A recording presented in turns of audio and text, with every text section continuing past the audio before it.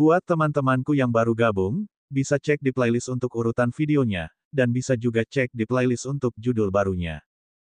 Bab 2103, Sudut Pertama Alam Primordial.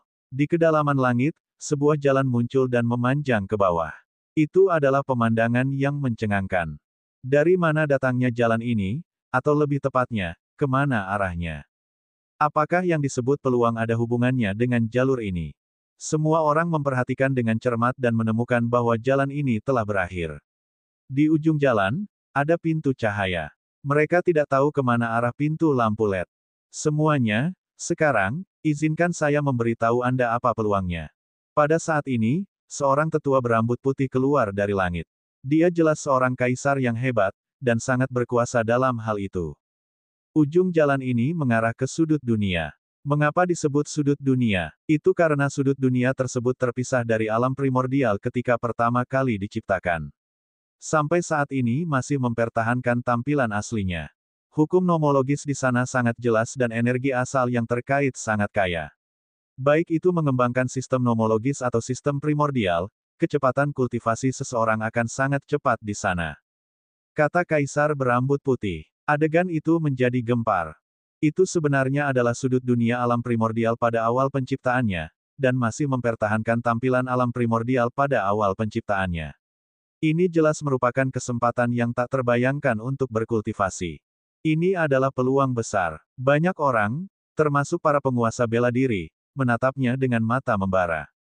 Ketika seseorang berkultivasi ke alam kaisar bela diri, ia harus mengembangkan dunia kecil. Memasuki sudut dunia yang baru terbentuk di alam primordial pasti akan menjadi kemajuan dan kemajuan besar dalam mengembangkan dunia kecil. Tidak heran dikatakan bahwa mereka yang masuk memiliki peluang besar untuk menerobos ke ranah kaisar bela diri. Sudut dunia ini diperoleh oleh sosok kuat dari kehampaan. Kali ini akan digunakan sebagai hadiah bagi terpilih yang lolos seleksi. Namun, sudut dunia ini tidaklah besar. Apalagi sudah ada sejak lama. Bagi mereka yang berada di bawah alam bela diri tertinggi atau alam tertinggi kekosongan tingkat rendah, ini sangat berguna. Jika kultivasi seseorang lebih tinggi, tidak akan banyak gunanya. Penjelasan tetua berambut putih membuat banyak tokoh dikdaya kaisar bela diri menghela nafas. Masuklah.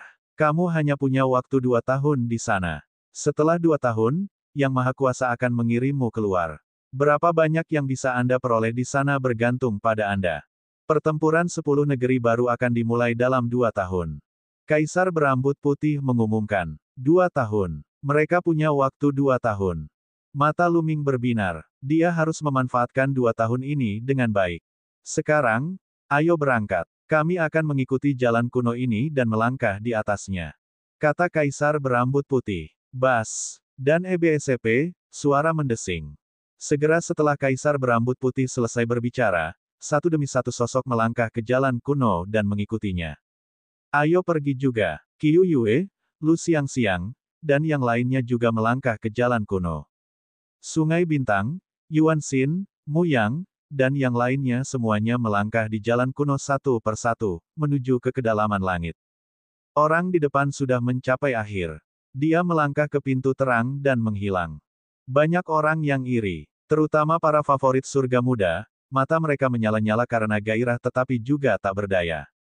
Ini adalah peluang besar. Mereka tahu bahwa kelompok yang terdiri dari 320 orang ini pasti akan menjadi lebih kuat dalam 2 tahun. Kesenjangan antara mereka dan orang-orang ini akan semakin melebar. Yang kuat selalu kuat, namun, tidak ada yang berani menyelinap masuk. Ada begitu banyak penguasa besar di sini. Jika ada yang mengira mereka bisa menyelinap masuk, mereka pasti sedang bermimpi. Lu Ming juga melangkah ke jalan kuno dan berjalan selangkah demi selangkah. Segera, Lu Ming mencapai ujung jalan kuno dan tiba di pintu cahaya. Tanpa ragu-ragu, Lu Ming melangkah masuk. Segera, 320 favorit surga masuk ke pintu cahaya dan menghilang. Pada saat ini, jalan kuno mulai mundur ke pintu cahaya. Kemudian, pintu cahaya itu menghilang dari langit.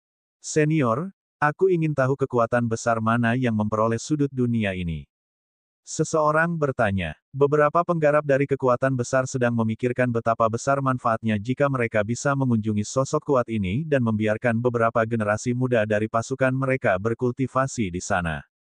Dari alam surga, kata kaisar berambut putih. Semuanya diam. Itu sebenarnya adalah orang perkasa dari alam surga. Di saat yang sama, semua orang diam-diam terkejut. Mungkinkah ada orang kuat dari alam surga yang memperhatikan pertempuran di 10 negeri ini? Semuanya, kembalilah dalam 2 tahun. Kata kaisar berambut putih. Lalu, dia maju selangkah dan pergi. 2 tahun kemudian, siapa yang akan menjadi master permainan ini? Seseorang berbisik. Mereka dipenuhi dengan antisipasi. Kemudian, semua orang pergi, dan area di sekitar Gunung Takdir kembali ke keadaan damai. Setelah Luming melangkah melewati pintu cahaya, dunia berputar. Saat berikutnya, dia menemukan dirinya berada di atas batu yang menonjol. Tekanan yang sangat kuat. Begitu dia muncul, Luming merasakan tekanan tak berujung datang dari segala arah. Seolah-olah ada ratusan gunung yang menekannya setiap saat. Bang! Luming mencoba mengambil langkah maju. Bumi bergemuruh dan tubuh Luming terasa seberat gunung. Apakah ini sudut pertama dari alam primordial? Luming bergumam dan melihat sekeliling. Yang terlihat adalah batu tak berbatas. Ada bebatuan dan tanah tandus di mana-mana. Tidak ada tumbuhan atau makhluk hidup apapun. Aura yang sunyi dan kuno datang. Selain itu, Luming menemukan bahwa kibawaan asal di sini sangat padat. Saat dia menarik dan membuang napas, ki asal yang padat berubah menjadi berkas cahaya dan mengalir ke mulutnya. Selain itu, Luming merasa hukum di sini sangat jelas. Ketika dia melepaskan kesadaran spiritualnya, dia merasa seolah-olah tubuhnya bermandikan hukum yang tak ada habisnya. Luming menyebarkan kekuatan suci ke matanya dan terkejut. Pada saat itu, segala sesuatu yang muncul di depan Luming berubah.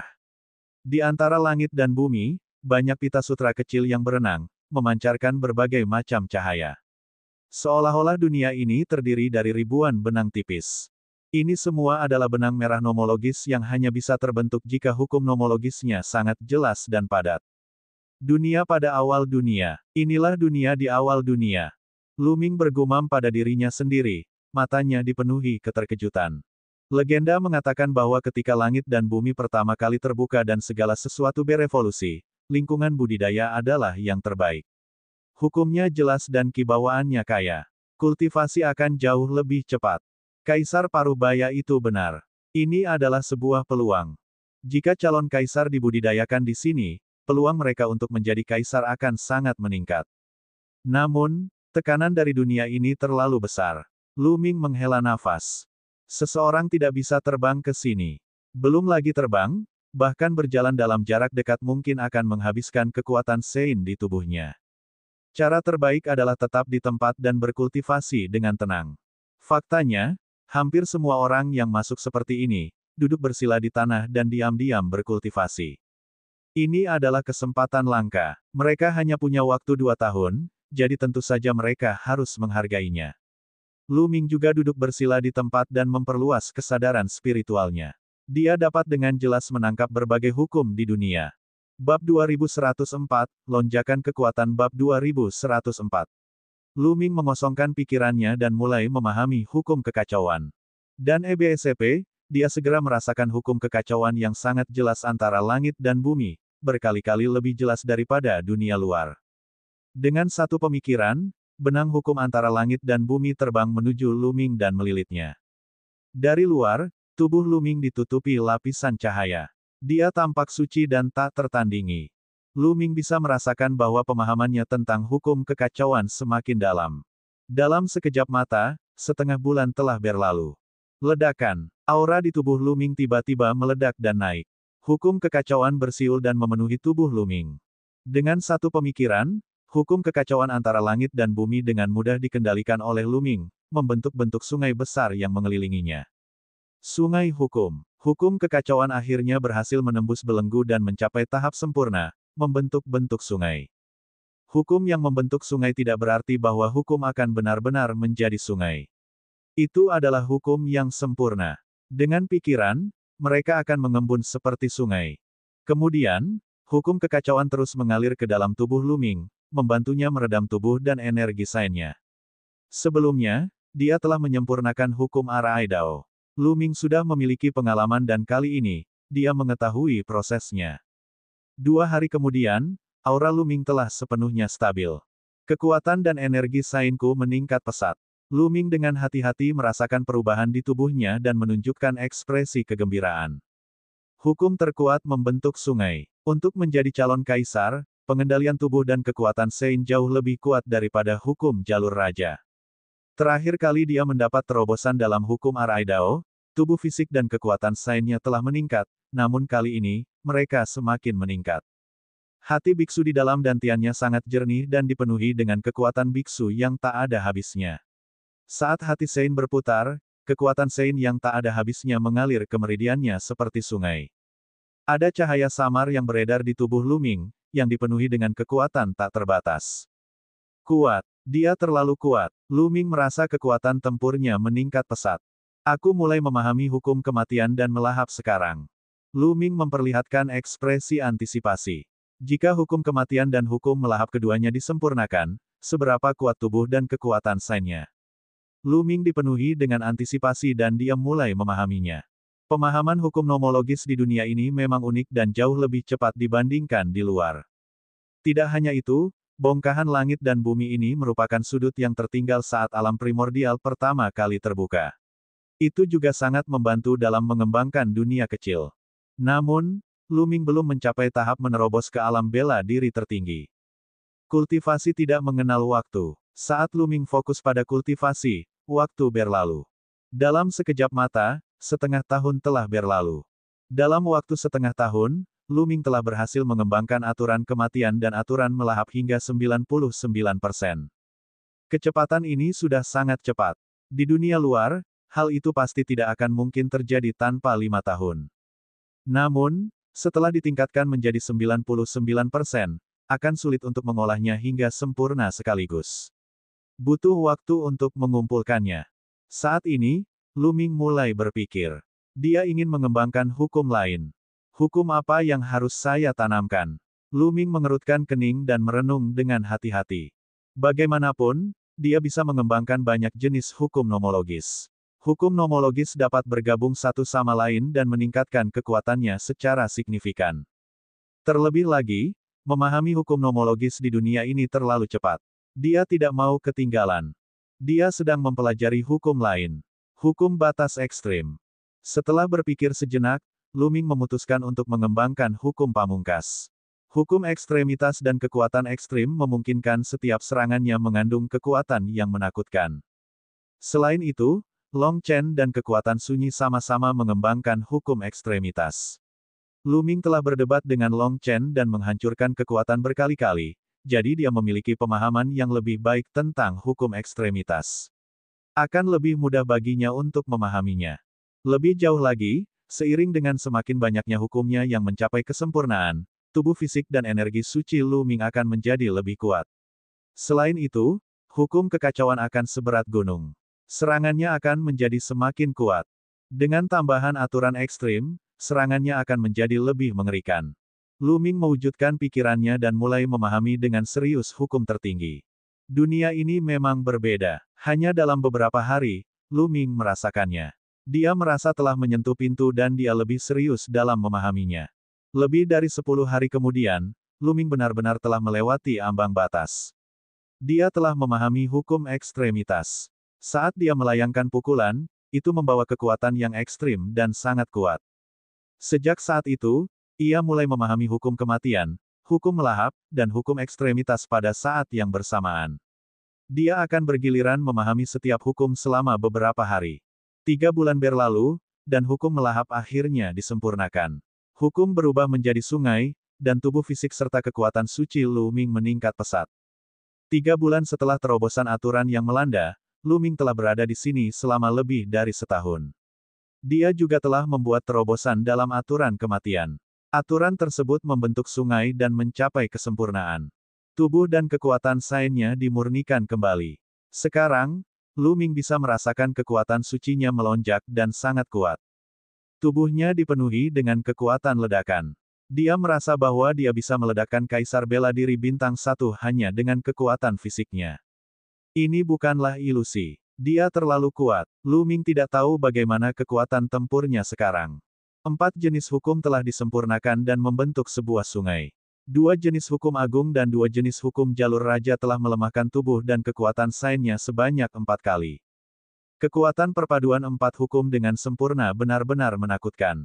Selain itu, Lu Ming juga telah mengembangkan hukum ekstremitas ke tingkat yang sangat mendalam. Dia tidak jauh dari pembentukan sungai hukum. Ketika Lu Ming memasuki tempat ini, dia telah mencapai terobosan dalam hukum batas pamungkasnya dalam 1 tahun 3 orang.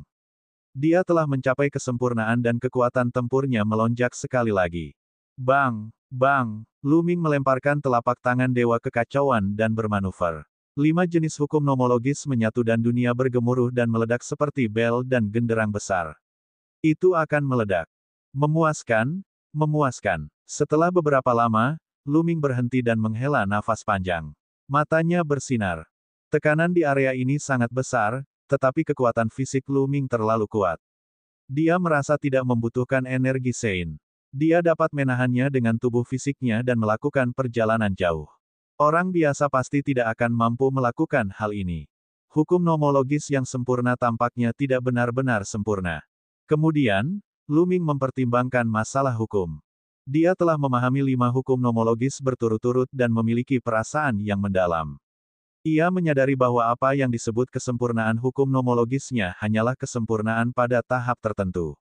Itu bukanlah akhir. Dia masih bisa terus menerobos.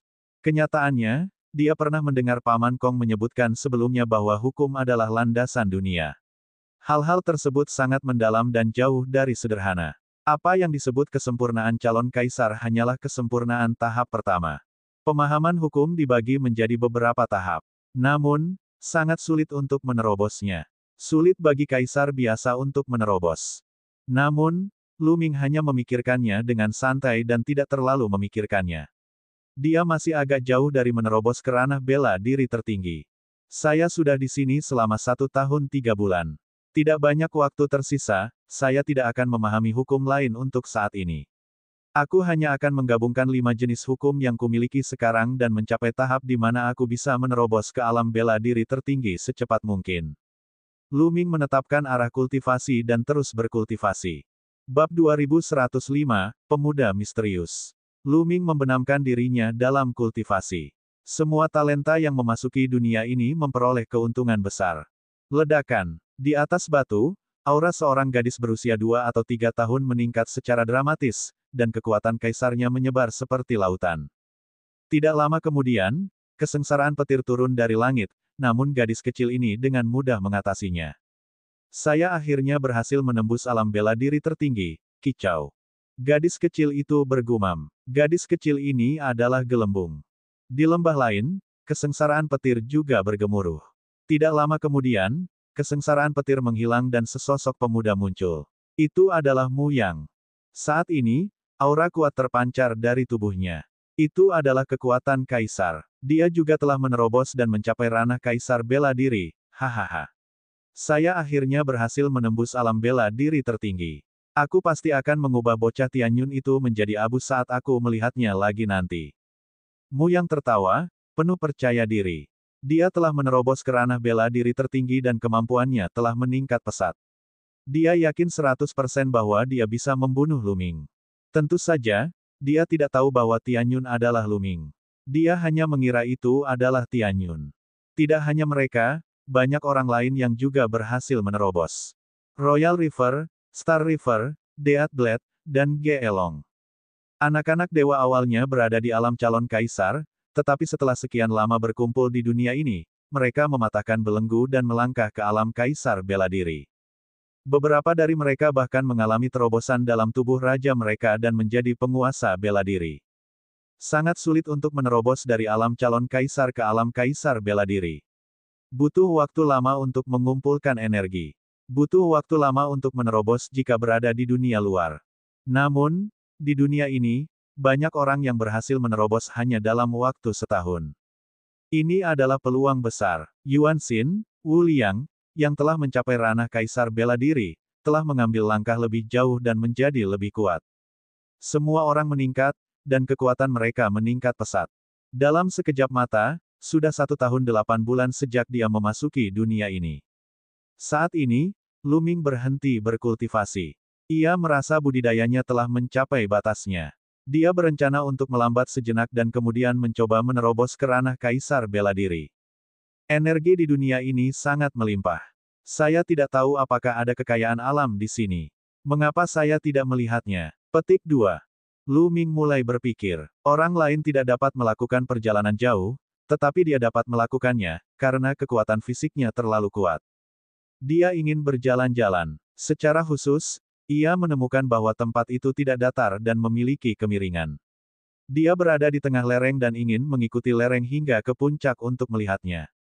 Lu Ming mulai bergerak. Dia mengikuti lereng dan naik. Kemiringannya tidak terlalu curam tetapi memang menanjak.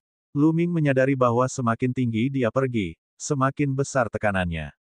Meski peningkatannya tidak besar, namun perlahan-lahan semakin kuat. Namun, kekuatan fisik Lu Ming masih mampu menahannya. Lu Ming berjalan menyusuri lereng selama 3 hari, tetapi dia tidak menemukan apapun. Di mana-mana mulus dan tidak ada makhluk hidup. Dia tidak melihat ada orang yang masuk dari luar. Lu Ming menduga orang-orang yang datang dari luar mungkin berada di dasar lereng. Lu Ming berjalan untuk hari lain. Dia tiba-tiba menyadari bahwa tanah menjadi datar. Dia sepertinya telah mencapai titik tertinggi. Sejauh mata memandang, di depannya banyak terdapat bebatuan yang menonjol, seperti bukit-bukit kecil. Tentu saja, ada juga beberapa puncak gunung, tetapi tidak ada tumbuhan. Dan di sini, ki asal mula langit dan bumi tampak lebih padat. Lu Ming berjalan ke depan. Dia masih enggan menyerah dan ingin mencari. Segera, dia tiba di sebuah lembah. Ada seseorang. Saat memasuki lembah, Lu Ming kaget karena melihat 2 sosok. 2 pemuda yang tampak berusia 20-an sedang duduk bersila di sana. Lu Ming belum pernah melihat kedua orang ini sebelumnya. Mereka bukanlah 2 dari 320 orang yang masuk. Ketika mereka menunggu di Gunung Takdir, 320 orang itu saling menilai. Dengan ingatan mereka, mereka bisa mengingat satu sama lain setelah bertemu sekali. Namun, Lu Ming tidak memiliki kesan apapun terhadap kedua pemuda ini. Salah satu dari 2 pemuda itu mengenakan jubah hitam, berambut hitam, dan berekspresi dingin. Pemuda lainnya memiliki rambut ungu panjang dan sangat tampan. Dia memiliki temperamen yang tak terlukiskan yang tidak akan dilupakan orang setelah melihatnya sekilas. Siapa mereka? Mengapa kamu di sini? Lu Ming sangat bingung. Selain 320 dari mereka, ada orang lain yang masuk. Pada saat yang sama, kedua pemuda itu juga melihat Lu Ming dan menatapnya dengan heran. Siapa dia? Aku belum pernah melihatnya sebelumnya. Kata pemuda berambut hitam, suaranya dingin dan arogan. Mata pemuda berambut ungu itu tiba-tiba berbinar, mungkinkah itu keajaiban dari alam primordial? Saya baru-baru ini mendengar bahwa ada beberapa keajaiban alam primordial yang telah memasuki dunia ini untuk dikembangkan. Lu Ming terkejut mendengar percakapan mereka. Apa maksudnya? Pemuda berambut ungu itu berkata bahwa dia adalah putra surga yang bangga di alam primordial. Mungkinkah pemuda berambut ungu itu bukan dari alam primordial? Mungkinkah itu alam surga? Lu Ming tiba-tiba teringat akan surga. Tapi mengapa seseorang dari alam surga muncul di sini? Asalmu dari mana? Alam surga, atau alam primordial? Pemuda berambut hitam itu sepertinya tertarik. Alam primordial? Bolehkah aku bertanya siapa kamu? Lu Ming menangkupkan tinjunya dan berkata, kamu memang dari alam primordial. Saya tidak menyangka seseorang dari alam primordial bisa sampai di sini. Sepertinya kultivasimu tidak lemah. Saya sangat penasaran. Apa yang dimaksud dengan pengembangan keajaiban alam primordial? Orang yang berbicara masihlah pemuda berambut hitam. Dengan itu, pemuda berambut hitam itu berdiri, matanya dipenuhi semangat juang saat dia berjalan menuju Lu Ming. Lu Ming terkejut. Sepertinya kedua orang ini benar-benar berasal dari alam surga.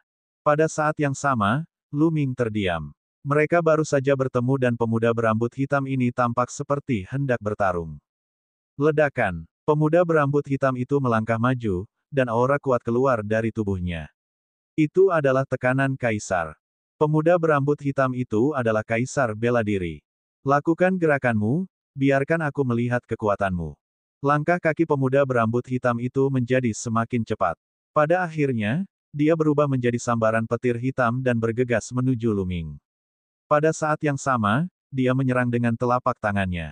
Kekuatan mengerikan dari telapak tangannya ditujukan pada Lu Ming. Kekuatan reinkarnasi, inilah anak dewa. Mata Lu Ming berkedip. Telapak tangan pemuda berambut hitam ini mengandung hukum reinkarnasi.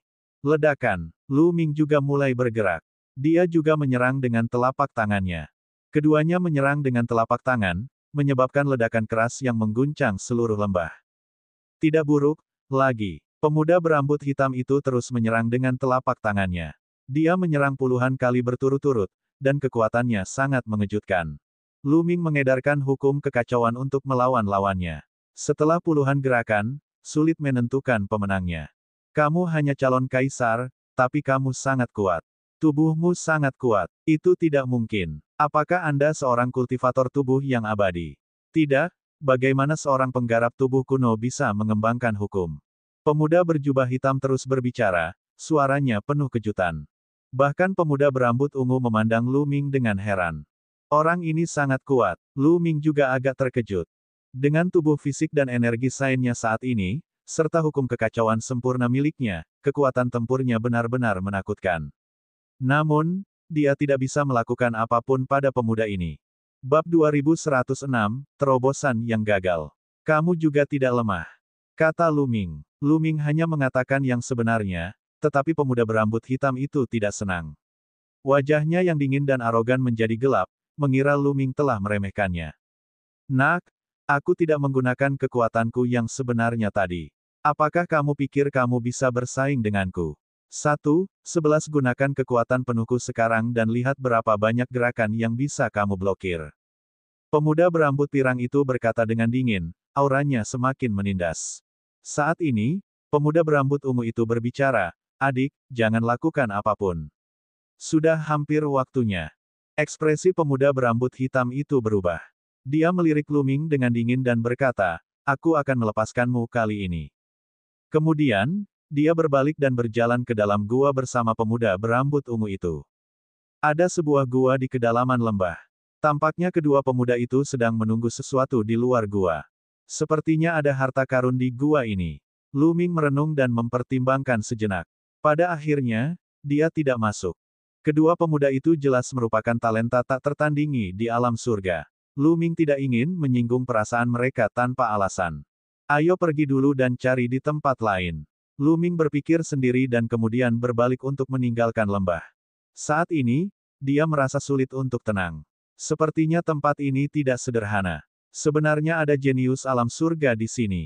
Mungkinkah sudut dunia ini tidak diambil oleh ahli alam primordial, melainkan oleh ahli alam surga? Pikiran Lu Ming penuh dengan pikiran. Setelah itu, Lu Ming berjalan selama 2 hari sebelum akhirnya menemukan tanah aneh di lembah pegunungan. Di sini, ada mata air yang tampak seperti kolam setan atau kolam spiritual. Di dalamnya, ki asal bawaan terus-menerus dipancarkan, dan energinya sangat tinggi. Mata Lu Ming berbinar. Dia berencana membiarkan tubuh Tirk Surgawi menyerap energi di sini. Selama energi dalam tubuh Tirk Surgawi mencapai tingkat tertentu, dia akan mampu mengendalikannya. Dia tidak akan memiliki banyak keraguan ketika dia melakukan sesuatu. Lu Ming segera mengeluarkan tubuh fisik Tirk Surgawi dan mulai menyerap energi di sini dengan menggunakan teknik untuk mengendalikan tubuh fisik langit dan bumi. Ini adalah asal mula ki, dan energi di sini sangat melimpah. Segera setelah Lu Ming menyebarkan teknik untuk mengendalikan tubuh Tirk Surgawi, energi yang kaya dari segala arah berkumpul menuju tubuh Tirk Surgawi. Apalagi kualitas energi di sini juga sangat tinggi. Penyimpanan energi tubuh jasmani Tirk Surgawi meningkat pesat. Dia bisa merasakan energi dalam tubuh jasmani Tirk Surgawi meningkat dan menguat setiap saat. Hanya dalam beberapa hari, energi tubuh Kaisar Langit telah mencapai 10%. Lu Ming bisa mengendalikannya ketika mencapai 10%. Lu Ming sangat gembira. Namun, dia tidak berhenti. Dia terus mengendalikan tubuh fisik Tirk Surgawi dan menyerap energinya dengan panik. Karena energi di sini sangat padat, dia harus menyerap lebih banyak. Semakin banyak energi yang disimpannya, semakin kuat pula tubuh jasmani Kaisar Langit. Sebulan kemudian, energi di sini hampir habis. Itu telah diserap seluruhnya, dan energi dalam tubuh Tirk Surgawi telah mencapai 36% yang mengejutkan. Kita harus tahu bahwa tubuh jasmani Tirk Surgawi hanya menyimpan 16% energinya sebelumnya. 36%, kekuatannya benar-benar menakutkan. Alangkah baiknya jika saya dapat sepenuhnya mengisi kembali energi langit dan bumi di tubuh saya. Mata Luming berbinar dan dia tergoda. Jika energi dalam tubuh Kaisar Surgawi dapat mencapai 100%, dia akan dapat melakukan apapun yang dia inginkan di era di mana tidak ada Kaisar Surgawi. Memikirkan hal ini, hati Luming membara karena gairah. Dia segera berangkat mencari sumber mata air serupa lainnya. Sayangnya, mata pegas seperti ini sangat langka. Luming mencari selama beberapa hari berturut-turut tetapi tidak dapat menemukannya. Luming tidak menyerah. Dia mencari beberapa hari lagi, lebih dari 10 hari berturut-turut, tetapi tidak berhasil. Luming akhirnya menyerah. Waktu sangat berharga di sini dan dia tidak bisa menyia-nyiakannya. Luming mulai bersiap untuk menerobos ke alam Kaisar Bela Diri. Dia menemukan tempat tersembunyi dan duduk bersila untuk menyesuaikan keadaannya. Beberapa hari kemudian, dia berada di puncaknya. Esensi, energi, dan semangatnya menjadi satu. Luming mulai menerobos ke alam Kaisar Bela Diri. Untuk menerobos ke ranah kedaulatan bela diri, seseorang harus menggunakan hati orang suci sebagai inti dan hukum sebagai jantung untuk mengembangkan dunia kecil.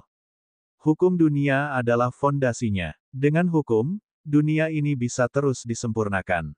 Oleh karena itu, langkah pertama adalah menggunakan hukum untuk membentuk inti dunia di hati orang suci. Kemudian, dia akan menggabungkan inti dunia dan hati orang suci untuk mengembangkan dunia. Itu seperti penciptaan dunia. Terobosan orang biasa akan menggunakan sejenis hukum nomoyogis sebagai inti untuk mengembangkan inti dunia. Setelah menerobos ke alam bela diri tertinggi, seseorang akan memahami hukum nomoyogis lainnya dan menambahkannya ke dalam dunia kecil. Semakin banyak hukum nomoyogis yang ditambahkan, dunia kecil akan semakin sempurna. Namun, karena Luming mengendalikan 5 jenis hukum, dia harus menggabungkan 5 jenis hukum untuk mengembangkan inti dunia. Kalau tidak, dia tidak akan berhasil jika dia mengembangkan satu jenis hukum. Mulai, mata Luming berbinar. Dia mengendalikan 5 jenis hukum dan menanamkannya ke dalam hati orang suci. Dia mulai mengembangkan inti dunia. Namun, saat ini, tubuhnya bergetar hebat. Dia merasa seolah-olah hati Sein-nya akan meledak. Bahkan tubuhnya hendak terkoyak oleh gelombang energi. Dia segera berhenti dan mengeluarkan seteguk darah. Wajahnya pucat. Bagaimana ini bisa terjadi? Ekspresi Luming jelek. Ketika dia baru saja menerobos, kelima hukum itu memasuki hati Sein-nya dan bertabrakan satu sama lain, menghasilkan kekuatan mengerikan yang hampir menghancurkan hati Sein-nya dan mencabik-cabik tubuhnya. Mungkinkah mereka yang berada di bawah alam bela diri tertinggi telah mengembangkan banyak hukum dan tidak dapat menerobos ke alam dewa?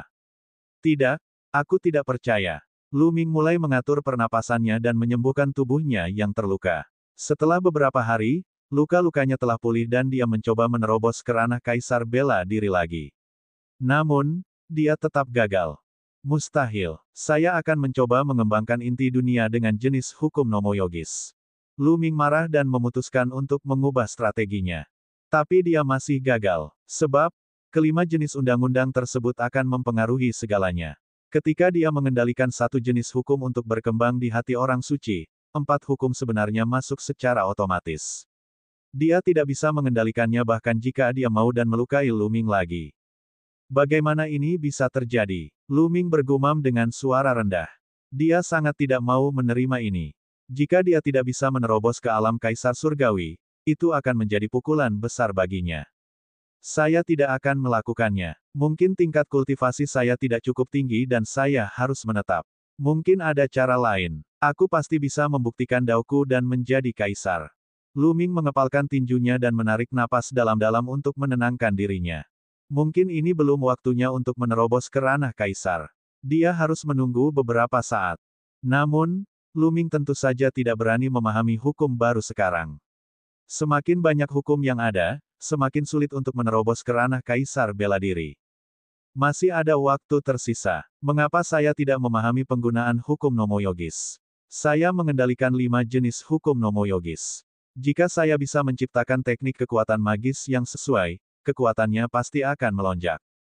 Luming mengesampingkan masalah menghancurkan raja dan mulai mempertimbangkan masalah kekuatan tempurnya sendiri. Sekarang, teknik kekuatan sucinya semuanya adalah teknik kekuatan suci dengan satu hukum, seperti telapak tangan Dewa Kekacauan, jari kesusahan kekacauan, mata kematian, dan 3 gulungan susunan Dao. Lebih jauh lagi, apa yang disebut fusi hukum hanyalah fusi kasar hukum untuk meningkatkan kekuatannya. Ini adalah cara paling kasar dalam menggunakan hukum. Bab 2107, Pertempuran sesungguhnya dimulai. Terus terang, penggunaan hukum oleh Lu Ming seperti menggunakan kekerasan. Dia sama sekali tidak melepaskan kehebatan hukum itu. Dia telah mendengar dari Paman Kong bahwa seseorang dapat memahami banyak hukum setelah mencapai ranah kaisar bela diri. Orang yang berbeda tentu saja memiliki wawasan berbeda terhadap hukum. Penggabungan hukum yang berbeda juga akan menghasilkan teknik seni sakral yang berbeda. Teknik seni sakral itu mengandung beberapa hukum yang berbeda, dan kekuatannya sangat menakjubkan. Itu bukanlah sesuatu yang bisa dibandingkan dengan teknik seni sakral dengan satu hukum. Seni sakral hukum tunggal hanya bisa dianggap sebagai seni sakral tingkat rendah. Beberapa hukum mengandung banyak seni suci, dan kekuatannya sungguh menggemparkan. Ada beberapa sutra kuno yang berpangkat di atas penguasa bela diri yang memiliki catatan terkait. Namun, semua sutra kuno itu sangat berharga. Hanya ada satu hukum seni kekuatan surgawi dalam kitab suci yang kacau. Ini tidak benar. Lu Ming teringat akan kitab suci yang kacau. Dia menduga bahwa Chaos Scripture yang dimilikinya tidak lengkap. Secara logika, Chaos Scripture adalah warisan yang ditinggalkan oleh Chaos Tirk. Seharusnya tidak hanya berisi negara adidaya tingkat rendah tetapi juga hukum dan negara adidaya berbeda yang digabungkan dengan hukum kekacauan. Mungkin kekacauan yang dimiliki kitab suci satu benar-benar tidak lengkap. Lu Ming merenung. Dia tidak memiliki seni suci yang sesuai, jadi dia hanya bisa mengandalkan dirinya sendiri untuk menjelajah. Dia menghabiskan sisa waktunya mencoba mencari cara untuk menggunakan hukum yang berbeda. Waktu berlalu dengan cepat. 2 tahun hampir habis. Setelah beberapa bulan penjelajahan, Lu Ming akhirnya mendapatkan beberapa keuntungan. Dia menyadari bahwa terlalu sulit untuk memahami kemampuan supernormal apapun dari hukum kekacauan dan hukum kematian. Bukan hanya omong kosong belaka bahwa hukum terkuat tidak sejalan. Namun, Lu Ming masih berhasil menciptakan 2 teknik kemampuan surgawi berbeda yang sangat kuat. Itu adalah kombinasi dari hukum kekacauan, hukum susunan Dao, hukum yang melanda, dan hukum ekstremitas untuk menciptakan teknik kekuatan magis. Lu Ming menamakannya palu kekacauan. Saat dia menggunakan jurus ini, dia bisa membentuk palu raksasa dengan kekuatan yang mengejutkan. Selain itu, dia telah menggabungkan hukum kematian, hukum melahap, hukum susunan Dao, dan hukum ekstremitas untuk menciptakan teknik anak ajaib. Lu Ming menamakannya pedang kematian. Saat digunakan, itu akan membentuk pedang tempur yang bisa menembus segalanya. Tentu saja, ini hanyalah pemahaman awal. Kekuatan berbagai undang-undang belum sepenuhnya ditampilkan. Untuk dapat mencapai tahap ini dalam waktu sesingkat itu, kemampuan pemahaman Lu Ming sudah sangat menakutkan. Saat dia perlahan-lahan mengolah dan memahaminya, mereka akan menjadi semakin sempurna. Misteri berbagai hukum nomologis akan meledak, dan kekuatan kedua gerakan ini akan menjadi semakin kuat. Namun, meski hanya pemahaman awal, itu masih jauh lebih kuat dari sekadar mengandalkan perpaduan hukum. Ini telah meningkatkan kekuatan tempurnya secara signifikan. Dalam 2 tahun sejak dia memasuki dunia ini, kekuatan tempur Lu Ming telah meningkat pesat.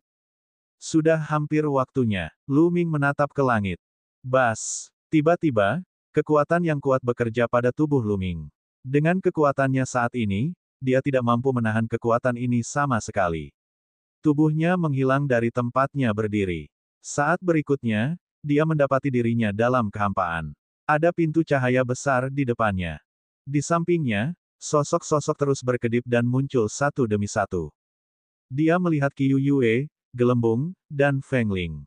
Dia juga melihat Yuan Xin, Mu Yang, dan yang lainnya. Matamu yang dipenuhi dengan niat membunuh yang dingin ketika dia melihat Lu Ming. Kali ini, dia penuh percaya diri. Dia telah menjadi kaisar bela diri dan kekuatannya meningkat pesat. Dia 100% yakin bisa membunuh Lu Ming. Mata banyak orang dipenuhi rasa percaya diri. Setiap orang telah mengalami kemajuan pesat. Keluar, sebuah suara tiba-tiba datang dari langit. Kedengarannya sangat tua. Hati semua orang bergetar. Mereka tahu bahwa penguasa dunia ini telah berbicara. Dia benar-benar ahli yang menakutkan. Lu Ming memikirkan lebih banyak hal. Dia telah melihat dua surga favorit dari alam surga, jadi penguasa dunia ini pasti dari alam surga. Semua orang melangkah ke pintu terang dan menghilang. Selama periode ini, banyak orang berkumpul di Gunung Takdir. Jumlah orangnya bahkan lebih banyak dibandingkan 2 tahun lalu. Itu karena 2 tahun telah berlalu dan pertempuran di 10 negeri akan segera dimulai. Juga, berapa banyak keberuntungan yang diperoleh 320 keajaiban setelah memasuki dunia yang ditinggalkan oleh alam primordial. Seberapa besar peningkatan kekuatan mereka? Apakah memang ada banyak orang yang sudah memasuki alam kaisar bela diri? Semua orang sangat penasaran. Di langit di atas puncak gunung, sosok-sosok yang diselimuti cahaya surgawi berdiri di sana seperti dewa. Mereka semua adalah ahli alam kaisar yang hebat dari seluruh dunia. Di Gunung Yuan, Paman Kong telah tiba dan berdiri bersama kaisar tanpa bentuk. Selain itu, Kaisar Agung dari keluarga Heng, keluarga He, dan keluarga Tianluo semuanya telah tiba.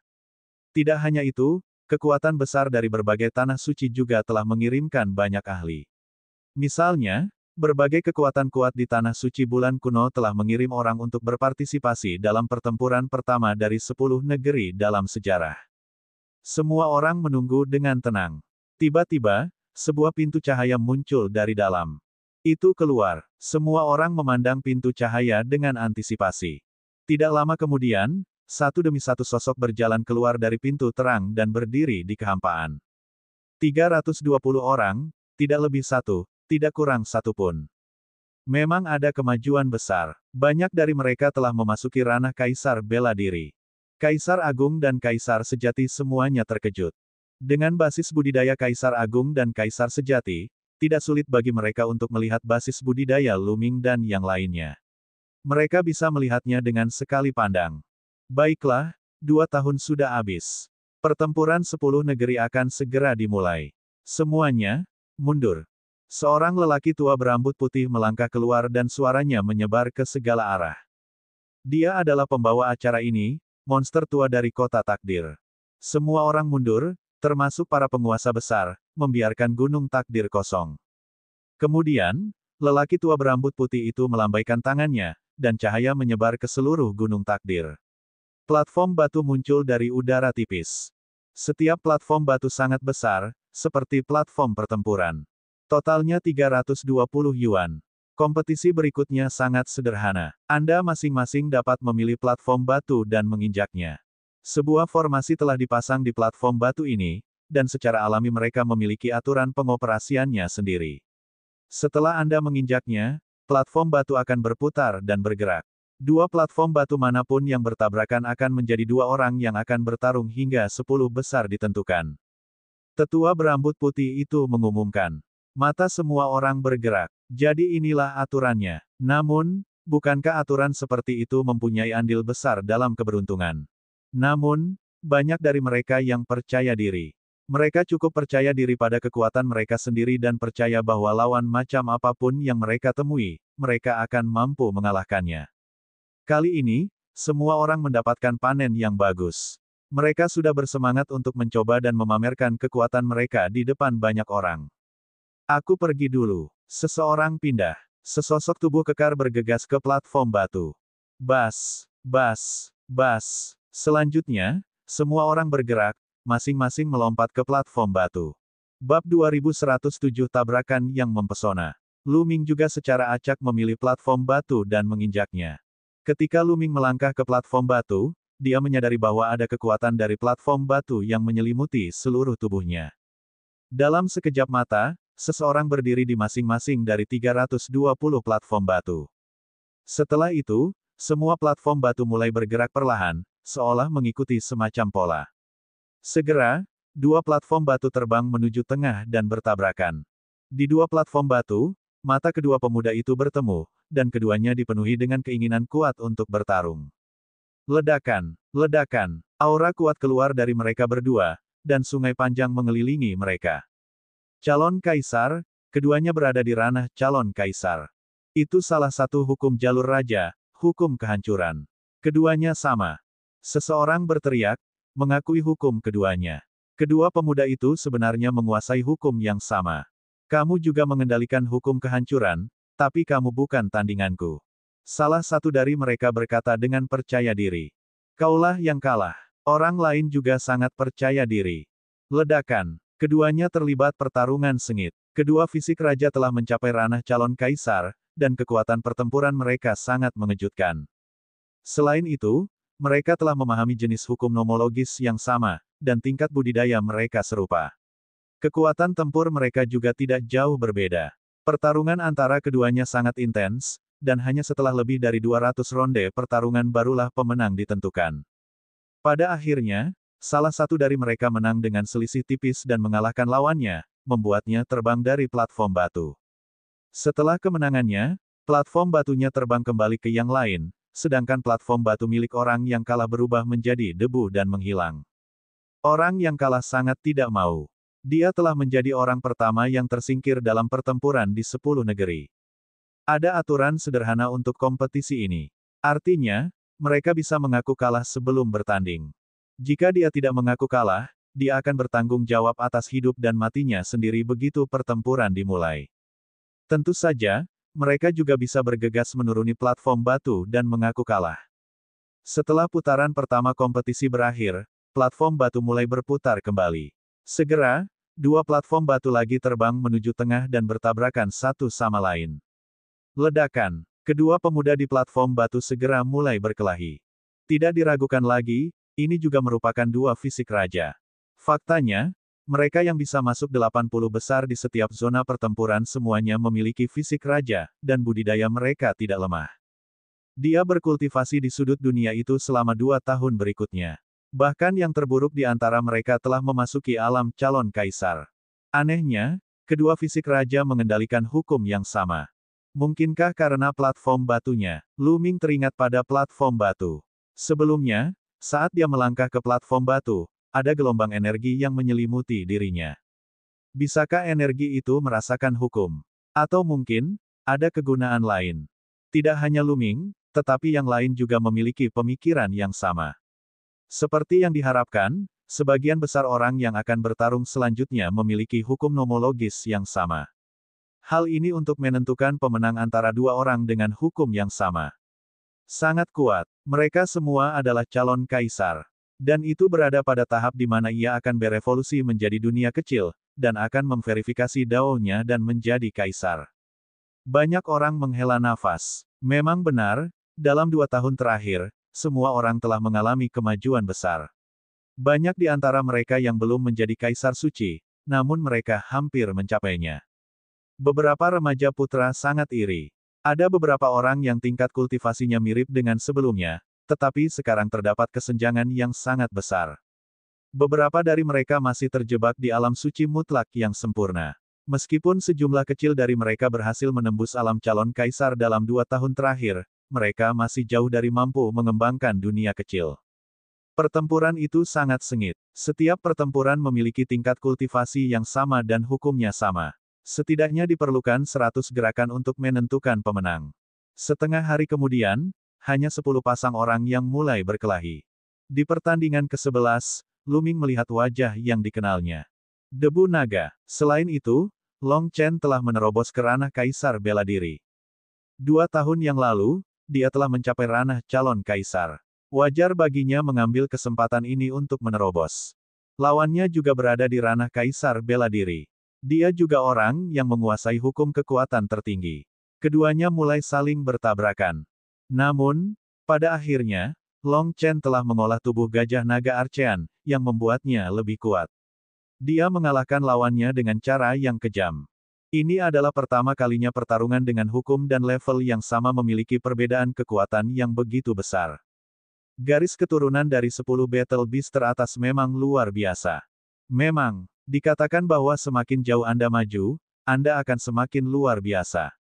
Setelah Anda mencapai pangkat tertinggi bela diri, Anda akan menjadi lebih kuat. Beberapa generasi tua sedang berdiskusi. Pertempuran berlanjut. Setelah itu, Lu Ming melihat kekuatan yang sunyi, Luo Xiang, Qiu Yue, dan yang lainnya memasuki arena. Huang Li, Luo Xiang, Qiu Yue, dan yang lainnya semuanya telah menembus belenggu mereka dan mencapai ranah kaisar bela diri. Mereka sekarang adalah kaisar kosong bintang 1. Mereka juga telah mengalahkan lawannya. Namun, semua orang dapat melihat bahwa sebagian besar duel memiliki hukum nomologis yang sama, tetapi itu tidak mutlak. Ada juga duel antara hukum nomologis yang berbeda. Itu sangat menarik. Mata Luming berbinar karena dia melihat segala macam hukum jalur raja. Hari ini memang merupakan era yang hebat. Di masa lalu, hanya ada sedikit hukum jalur raja, namun sekarang semuanya telah muncul. Pertempuran berlanjut selama beberapa hari, dan orang-orang tersingkir satu demi satu.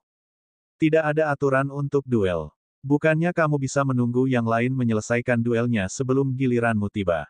Beberapa orang baru saja menyelesaikan 10% pertarungan, dan setelah beberapa ronde, giliran dia lagi. Itu sepenuhnya ditentukan oleh pergerakan otonom platform batu. Beberapa orang tidak beruntung dan bertemu dengan favorit surga yang menakutkan sejak awal. Misalnya, beberapa orang dikalahkan oleh Yuan Xin, Wu Liang, dan iblis kuno dalam satu gerakan. Lu Ming juga melihat Lu Xiangxiang dan Ouyang Mol bergerak.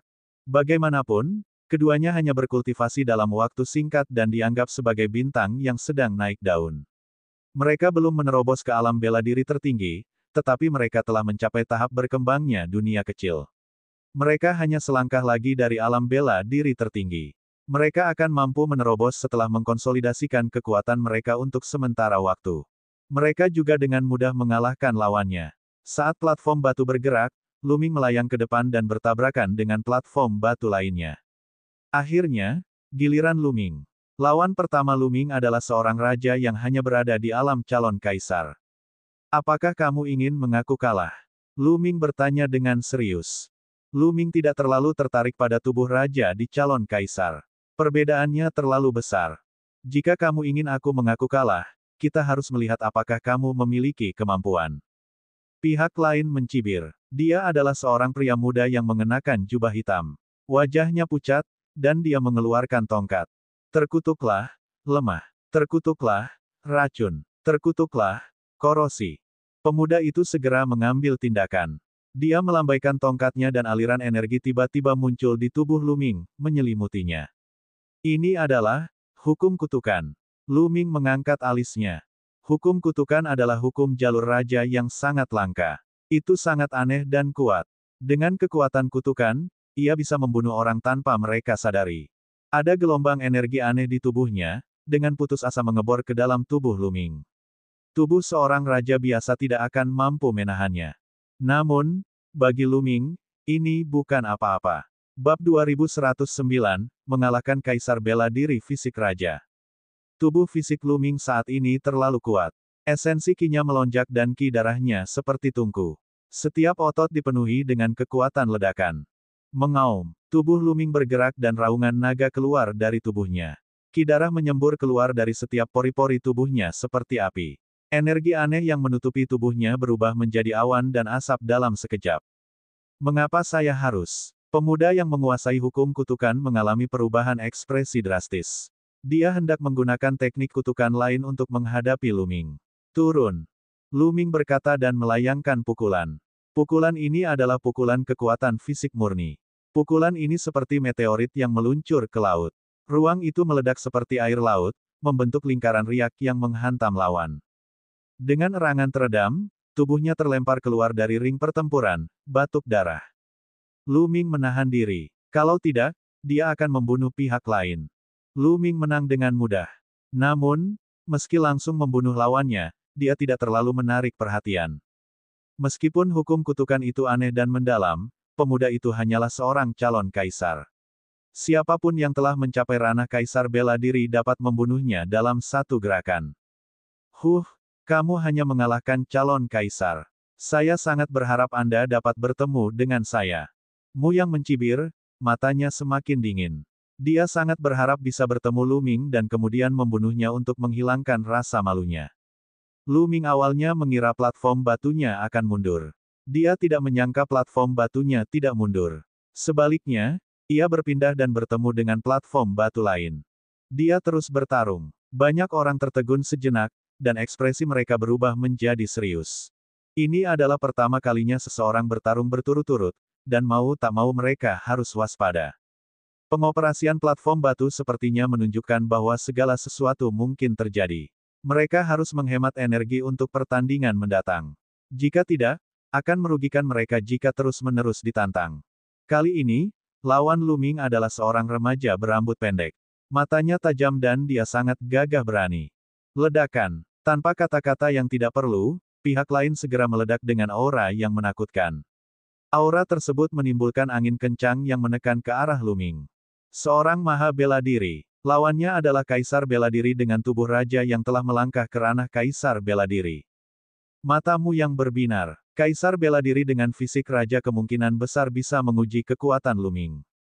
Tidak hanya Muyang, beberapa orang di Warzone Selatan juga kaget. 2 tahun lalu, Lu Ming begitu kuat sehingga dia bisa mengalahkan Muyang. Ia dikenal sebagai elit unggulan. Banyak orang ingin tahu apa yang telah ia capai 2 tahun kemudian. Bumi pemakaman, kubur aku.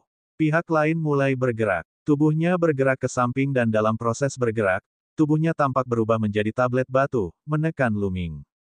Tablet batu ini sangat mirip dengan batu nisan. Berdebar. Lu Ming mengepalkan tinjunya dan meninju batu nisan itu. Batu nisan itu berguncang dan terbang keluar, berubah menjadi sosok manusia. Membunuh. Remaja berambut pendek itu meraung dan menyerang lagi. Kali ini, tubuhnya bersinar dengan lapisan cahaya hitam. Dengan lambaian tangannya, batu nisan muncul satu demi satu dan menekan Lu Ming.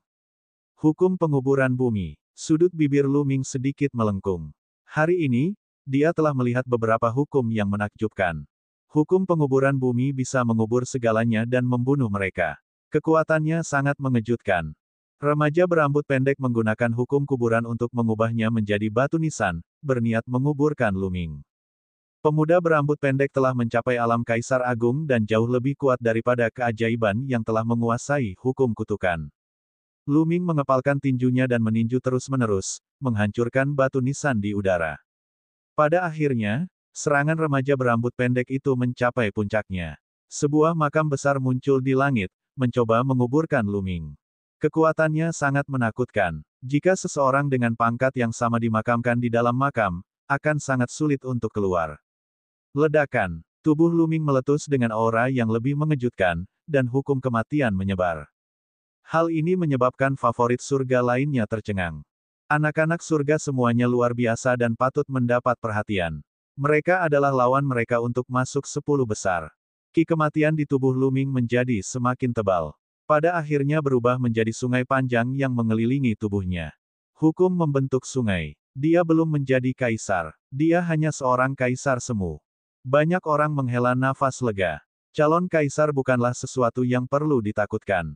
Dia ditakdirkan untuk menjadi penghalang. Hehe, aku sudah berada di dunia kecil itu selama 2 tahun, tapi aku masih calon kaisar. Sepertinya bakatku kurang bagus. Mu yang sangat gembira dan tidak bisa menahan cibiran.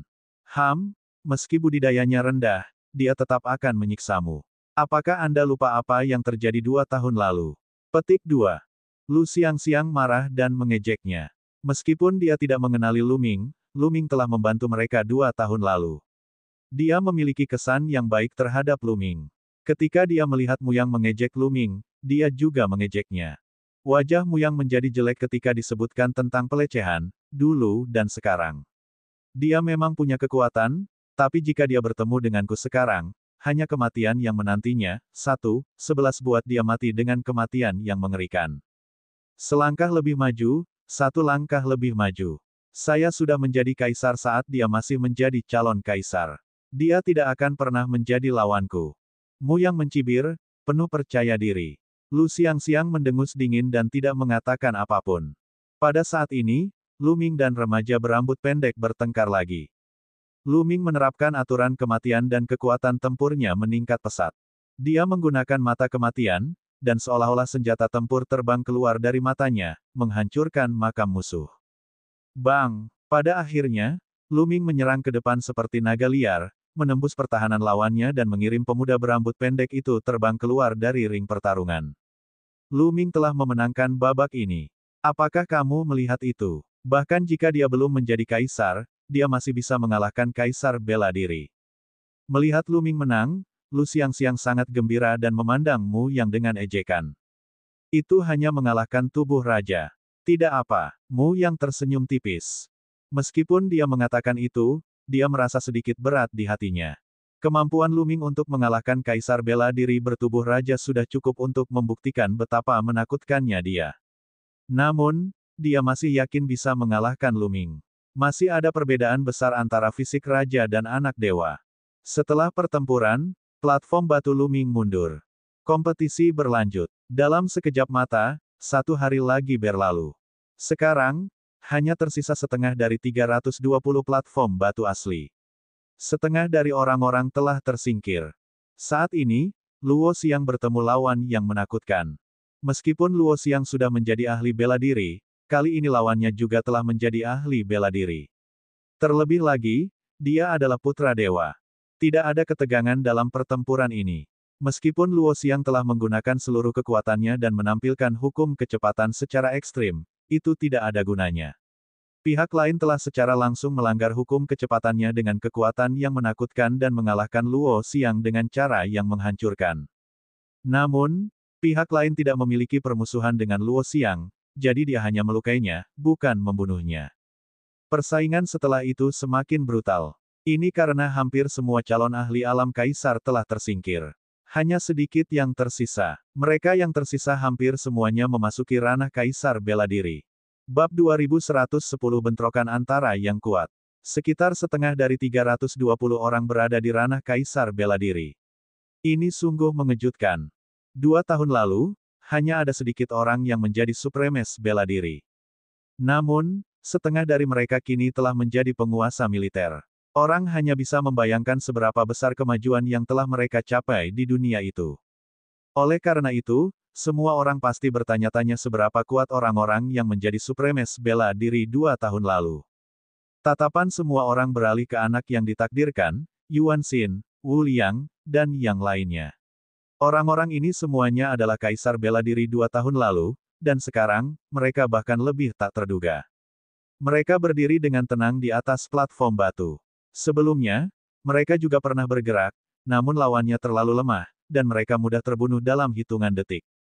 Banyak orang mulai mengevaluasi kembali warriors yang diunggulkan di dalam hati mereka. Mereka mulai berspekulasi 10 orang mana yang bisa masuk 10 besar.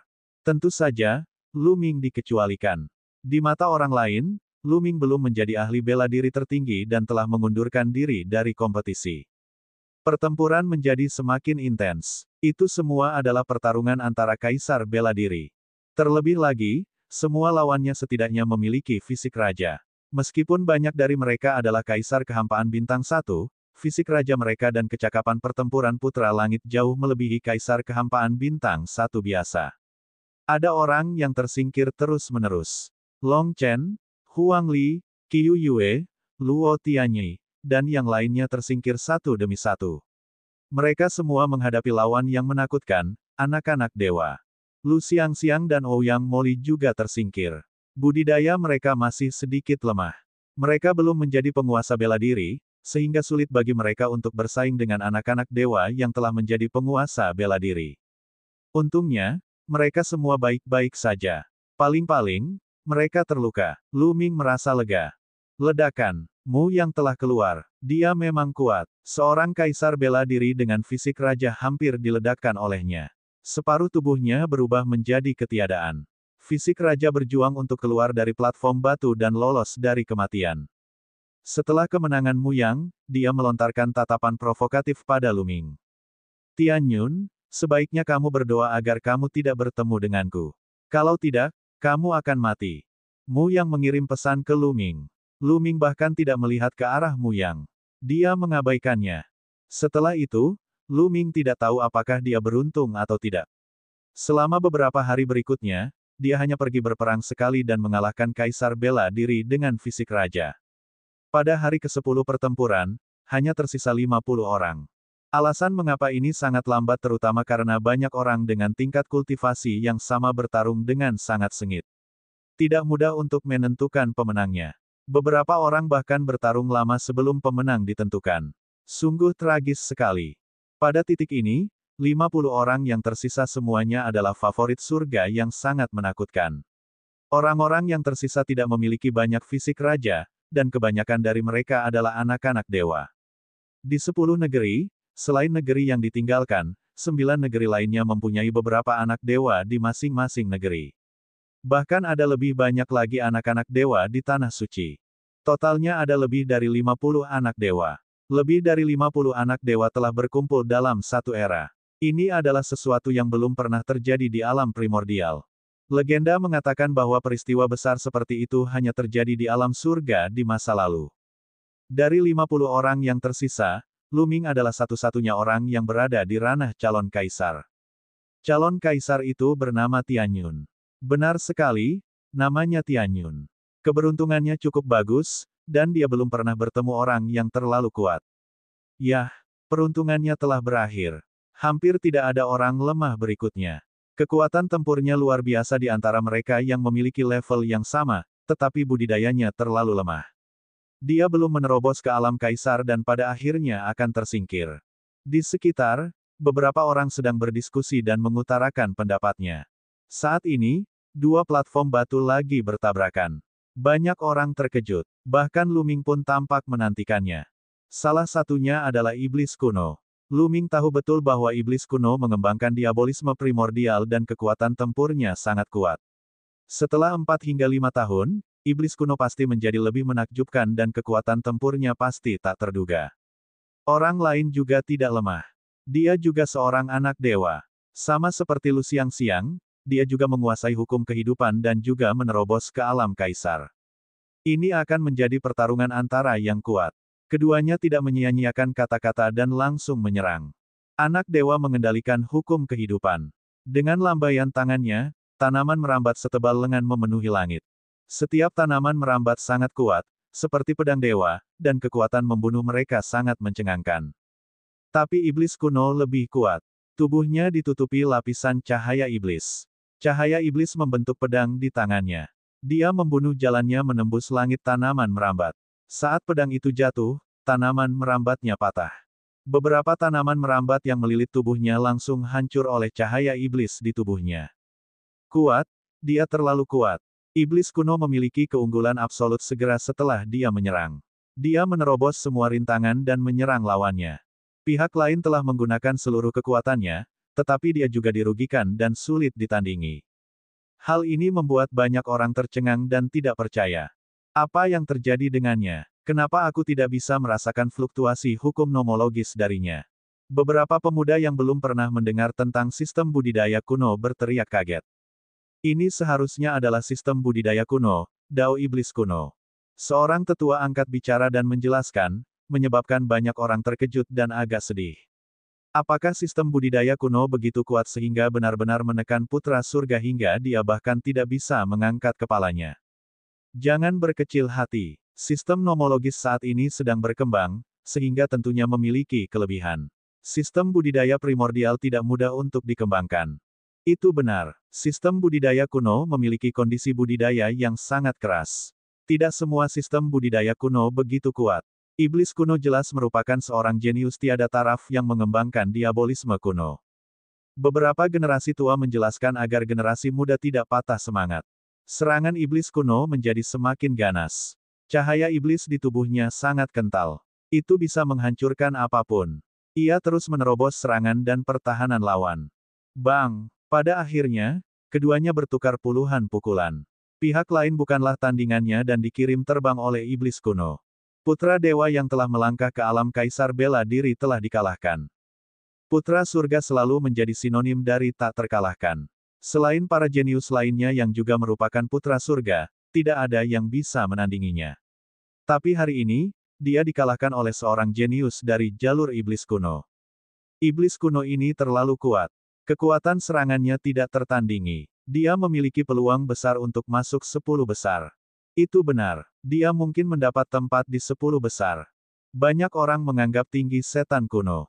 Setelah beberapa pertempuran lagi, beberapa fisik raja yang tersisa semuanya hilang dan tersingkir. Gelembung akan segera bergerak. Tatapan Lu Ming berkedip. Dia melihat platform batu gelembung bergerak maju dan bertabrakan dengan platform batu lainnya. Anak kecil, dia tidak mungkin menjadi manusia, kan? Seseorang melihat gelembung. Dia berusia sekitar 2 hingga 3 tahun dan terlihat sangat menggemaskan. Mata beberapa wanita muda berbinar ketika mereka memandangnya, berharap mereka bisa memeluknya dan bercinta dengannya. Dia bukan manusia. Latar belakang gadis kecil ini sangat mengejutkan.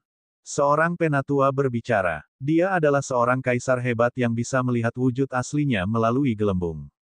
Bab 2111, Kekuatan Gelembung. Mendengar kata-kata kaisar surgawi yang lebih tua, banyak orang menjadi semakin penasaran. Senior, apa wujud aslinya? Seseorang bertanya. Lihat saja dan kamu akan tahu. Dia kemungkinan besar akan mengungkapkan wujud aslinya dalam pertarungan ini. Kaisar tua itu tersenyum. Lawan Bubbles adalah pria yang sangat kekar. Tingginya hampir 3 meter dan ototnya seperti naga. Di depannya, gelembung tampak seperti titik kecil. Anak kecil, ungkapkan wujud aslimu. Kalau tidak, aku benar-benar tidak bisa melakukan apapun pada hal sekecilmu. Pemuda kekar itu berkata dengan suara rendah teredam. Orang besar, jangan berpikir kamu bisa mengalahkanku hanya karena kamu besar. Jika kamu ingin aku memperlihatkan tubuh asliku, itu tergantung pada kemampuanmu. Kicau-kicau. Pao Pao cemberut, wajahnya dipenuhi rasa jijik. Anak kecil, mari kita lihat seberapa mampu dirimu. Pemuda kekar itu menyeringai. Sesaat kemudian, dia menyerang gelembung itu seperti gunung. Ledakan. Dia meninju, dan kekosongan itu bergetar. Ini adalah anak dari kekacauan primordial yang mengendalikan hukum kekacauan primordial. Aku akan menyemprotnya. Gelembung berseru, membuka mulutnya, dan menghembuskan napas. Gelembung transparan menyelimuti pihak lain. Di saat yang sama, dengan sekejap tubuhnya, dia menghilang. Namun, riak muncul di kehampaan saat ruang itu hancur seperti cermin, berubah menjadi pedang tajam menakutkan yang menebas ke arah pemuda kekar. Hukum ruang waktu. Pemuda kekar itu menggeram dan terus meninju dengan tinjunya. Gelembung transparan itu pecah dan kemudian dia mengenai pedang luar angkasa. Namun, saat dia meninju, kecepatan tinjunya menjadi sangat lambat, seperti kecepatan kura-kura. Semua orang tahu bahwa pemuda kekar itu dipengaruhi oleh kekuatan waktu. Waktu dalam kehampaan telah melambat, sehingga kecepatan tinjunya menjadi sangat lambat. Merusak. Pemuda kekar itu meraung ketika hukum kekacauan primordial meletus. Hukum kekacauan primordial sangat mirip dengan hukum kekacauan. Mereka seberat gunung, dan setiap gerakan mengandung kekuatan tak terbatas. Pihak lain ingin menggunakan kekuatan absolut untuk mendobrak batasan hukum ruang waktu gelembung. Benar saja, pihak lain meledak dengan seluruh kekuatannya, dan kecepatan tinjunya tiba-tiba meningkat, meledakkan semua pedang luar angkasa. Energi tinju tidak berhenti dan terus meledak ke arah Pao Pao. Namun, hukum ruang waktu tidak dapat diprediksi. Dengan sekilas tubuhnya, dia menghilang dan muncul kembali di belakang pemuda kekar, melanjutkan serangannya terhadapnya. Setelah menerobos ke alam bela diri tertinggi, penggunaan hukum ruang waktu oleh gelembung menjadi lebih mendalam. Berbagai tekniknya yang tak terduga bahkan lebih kuat dari sebelumnya. Tikus roh ruang waktu dilahirkan dengan kemampuan mengendalikan hukum ruang waktu. Semakin jauh ia maju, semakin menakutkan kendalinya terhadap ruang waktu. Jika tidak, tikus roh ruang waktu tidak akan dikenal sebagai salah satu dari 10 binatang perang teratas. Ledakan. Pemuda kekar itu dengan cepat berbalik dan menyerang dari belakang. Namun, sosok Bubble menghilang lagi. Begitu saja, keduanya bertukar puluhan gerakan, dan pemuda kekar itu perlahan-lahan kehilangan kesabarannya. Anak kecil, jika kamu terus membuang waktu bersamaku seperti ini, kita berdua tidak akan bisa melakukan apapun terhadap satu sama lain. Pemuda kekar itu meraung. Siapa yang bilang? Kicauan-kicauan. Gelembung-gelembung menjerit dan tiba-tiba muncul di atas pria kekar itu. Tangannya terus menari. Dengan pemuda kekar sebagai pusatnya, kehampaan bergetar seperti gelombang air, berubah menjadi kekuatan membunuh yang menyerang pria kekar itu. Terlebih lagi, dengan percepatan kekuatan waktu, kekuatan ruang menjadi sangat cepat. Dalam sekejap, itu telah mencapai pemuda kekar itu. Pemuda kekar itu kaget. Dia menyiapkan lapisan pertahanan di sekujur tubuhnya untuk memblokir serangan gelembung itu. Terjadi serangkaian ledakan. Saat ini, gelembung membuka mulutnya dan terus-menerus meludahkan gelembung.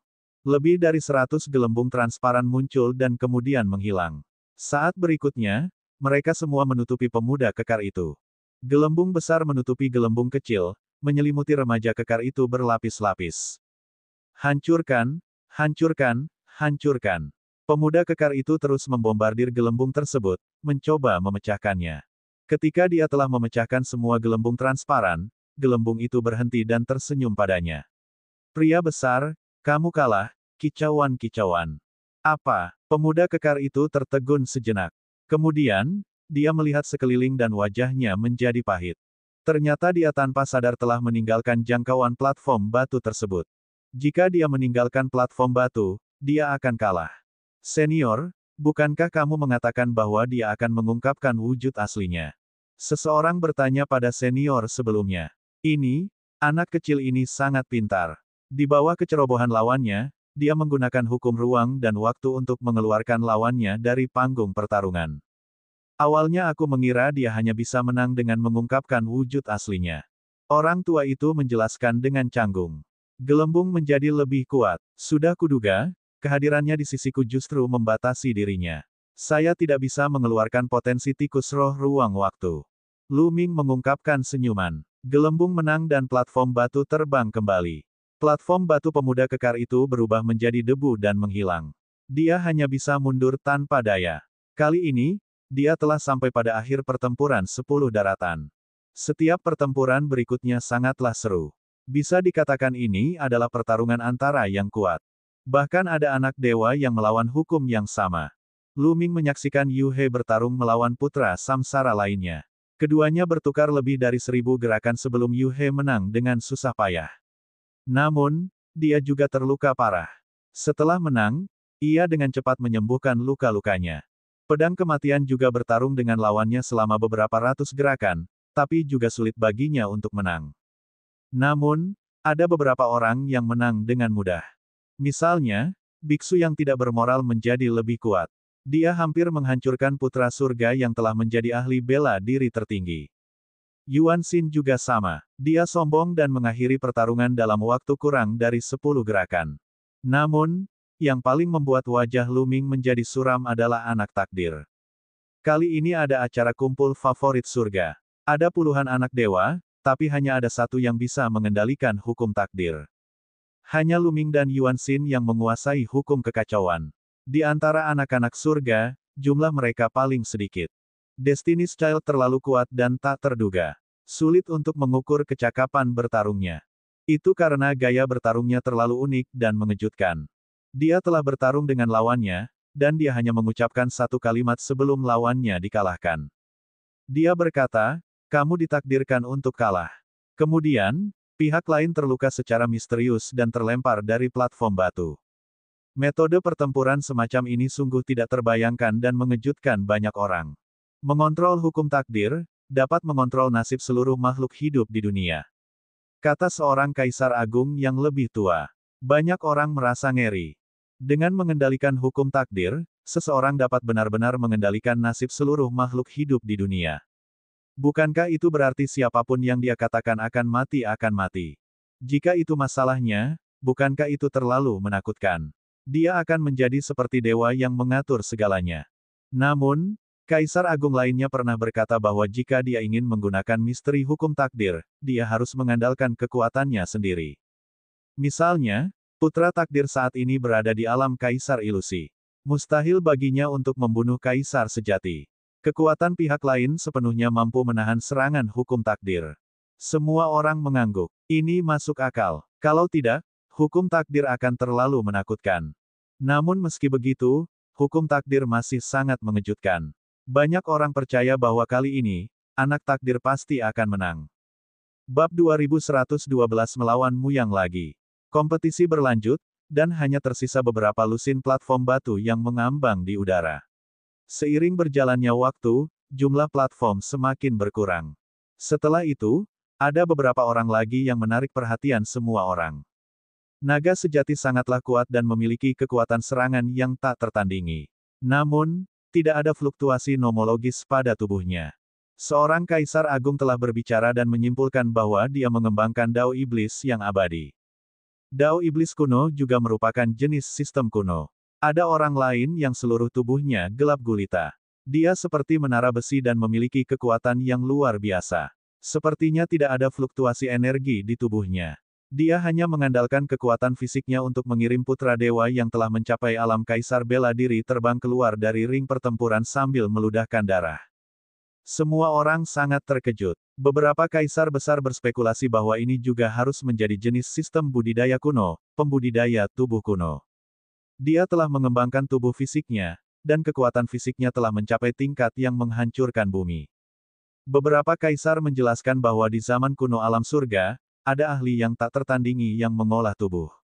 Mereka dapat menjatuhkan bintang-bintang di langit hanya dengan tubuh fisik mereka dan menerobos semua teknik dengan kekuatan mereka. Sangat menakutkan. Terjadi ledakan diskusi di tempat kejadian. Pertempuran di 10 negeri benar-benar tidak terduga, ada terlalu banyak ahli. Bahkan para jenius dari sistem budidaya kuno telah muncul satu demi satu. Dao Iblis Primordial, dan para penggarap tubuh primordial muncul satu demi satu, menekan putra surga. Banyak orang berspekulasi ketiganya bisa masuk 10 besar. Kemudian, Lu Ming melihat Xing He juga telah mengalahkan lawannya. Ketika dia keluar dari dunia teratai, sungai bintang telah menghilang dan tidak pernah muncul. Tapi tanpa diragukan lagi, orang yang merupakan jenius nomor 1 di Gunung Yuan ini telah menjadi lebih kuat. Lawannya juga seorang putra surga, namun ia tetap berhasil mengalahkan lawannya dengan kekuatan yang mendominasi, menarik perhatian banyak orang. Setelah Xing Chen mengalahkan lawannya, platform batu di bawah kaki Lu Ming bergerak maju. Apakah akhirnya giliranku? Muyang. Lu Ming bergumam dan ekspresinya berubah menarik. Itu karena Muyang berada di platform batu lainnya.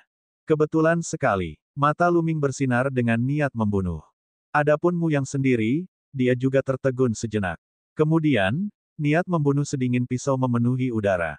Bang! Kedua platform batu itu bertabrakan. Haha, Tianyun, keberuntunganmu sangat buruk. Kali ini, aku akan memastikan kamu mati dengan kematian yang mengerikan.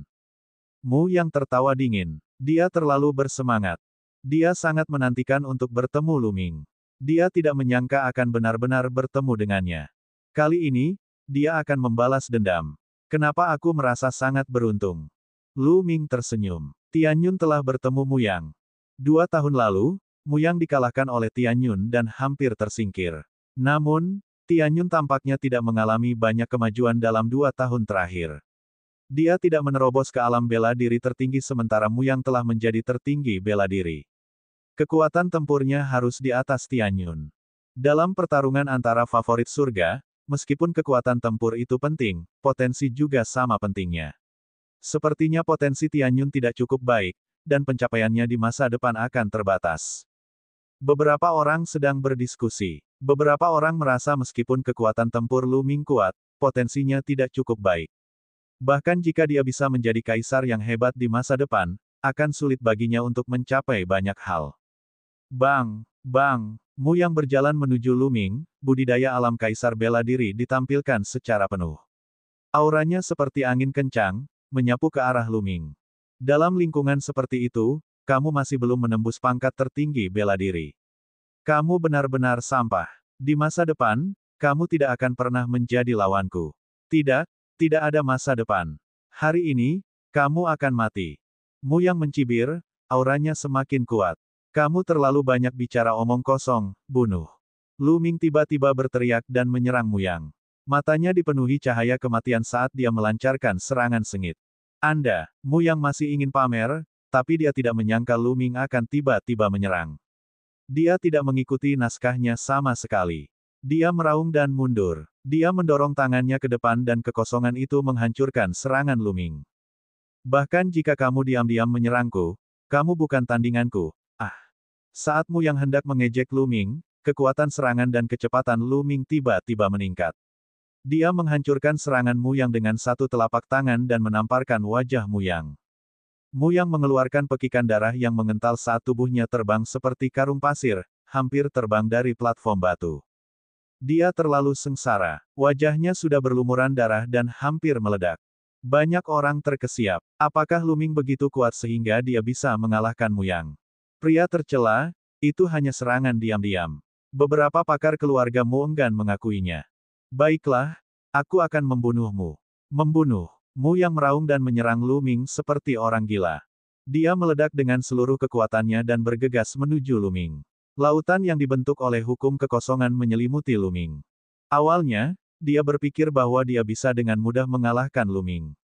Dia tidak menyangka bahwa dia akan dipukuli habis-habisan oleh Luming di awal pertarungan. Dia sangat marah sehingga dia tidak sabar untuk memotong Luming menjadi 8 bagian. Luming berdiri diam, membiarkan lautan kehampaan menyelimuti dirinya. Pergi ke neraka. Muyang meraung dan meledak dengan liar. Dunia kecilnya berputar. Kekuatan dunia dan hukum kekosongan bekerja sama untuk mengubah Luming menjadi ketiadaan. Namun, tubuh Luming dikelilingi oleh sungai hukum, yang terus-menerus menghalangi invasi hukum kehampaan. Itu hanyalah sungai hukum. Itu tidak bisa menghentikan saya. Membunuh. Menyerang. Muyang meraung. Lautan ketiadaan berubah menjadi segala macam kekuatan ofensif dan menyerang Luming. Ah, benarkah? Bagaimana jika saya menambahkan satu sama lain? Luming tersenyum tipis. Tiba-tiba, sungai hukum lain muncul di tubuhnya. Ini adalah sungai hukum yang dibentuk oleh hukum Araidao. 2 sungai hukum mengelilinginya. Bagaimana mungkin? Mu yang meraung tak percaya. Luming belum menerobos ke alam bela diri tertinggi, bukan? Bagaimana dia bisa mengendalikan 2 hukum? 2 hukum. Bagaimana mungkin? Petik 2. Dia belum menjadi kaisar bela diri, tapi dia sebenarnya bisa mengendalikan 2 jenis hukum. Yang satu adalah hukum tertinggi, dan yang lainnya adalah hukum jalur raja. Adegan itu menjadi gempar. Banyak orang berteriak kaget. Dia belum menerobos ke ranah kaisar bela diri, tapi dia bisa mengendalikan 2 hukum. Ini di luar imajinasi mereka. Hanya para kaisar agung yang terlihat tenang dan tidak terkejut. Banyak dari mereka telah mengetahui tindakan Luming sebelumnya. Aku akan membunuhmu hari ini. Luming berkata dengan dingin. Dia menjabat tangannya dan kedua hukum itu menyatu. Luming menyerang dengan telapak tangannya. Lautan kosong Muyang bergetar hebat dan kemudian meledak. Luming telah mencapai kesempurnaan dalam 5 jenis hukum. Setelah 5 putaran penempaan, tubuh fisik dan energi sainnya terlalu kuat, jauh melampaui seniman bela diri pada level yang sama. Tubuhnya dan kekuatan sainnya saja sudah sangat kuat. Dengan perpaduan hukum kematian dan hukum Araidao, dia meledak dan menerobos lautan Void Muyang. Tubuh Muyang bergetar hebat dan dia hampir mengeluarkan seteguk darah. Bas! Tubuh Luming seperti sambaran petir saat dia mendekati Muyang dan menyerang dengan telapak tangannya. Muyang mencoba yang terbaik untuk memblokirnya, tapi tidak ada gunanya. Lengannya bertabrakan dengan lengan Luming dan hampir patah. Jaring antara ibu jari dan telunjuknya terbelah dan darah mengalir. Bang! Bang! Dalam sekejap, Luming memukul lebih dari 100 telapak tangan. Muyang mencoba yang terbaik untuk memblokir mereka. Namun, dengan setiap serangan telapak tangan, cedera di lengannya menjadi semakin serius.